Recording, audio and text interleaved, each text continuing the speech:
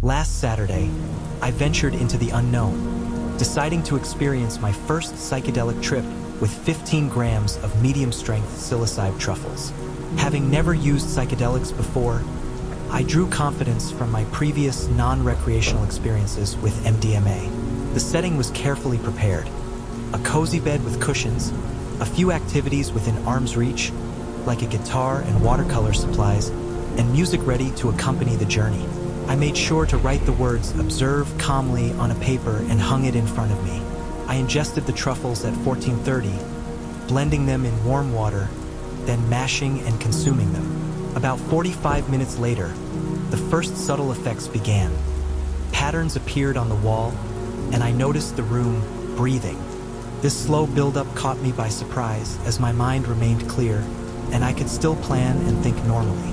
As time passed, the hallucinations grew stronger, shifting from visual distortions to sensations in my body. I felt tiny touch hallucinations and a distorted music experience. The truffles seemed to affect not only my vision but also deeper neural layers. At one point, I wondered if these effects were happening across thought patterns, just as they were in the visual field. My mind was beginning to feel fragmented.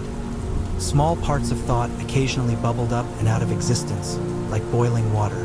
It was as if my brain was recalibrating itself, trying to improve my happiness, though it often felt like a struggle. The peak arrived, and the visuals intensified.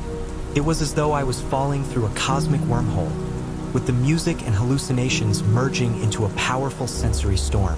My body felt as if it were being massaged by invisible hands, and I struggled with intense stomach discomfort.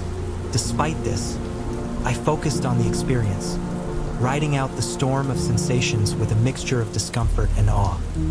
By the end of the trip, I felt an overwhelming sense of relief, as if I had been through a battle with my own body. As the intensity faded, I sighed deeply, relieved, and the experience left me with a sense of clarity. The journey ended without a hangover, and I was back to normal by 8 p.m.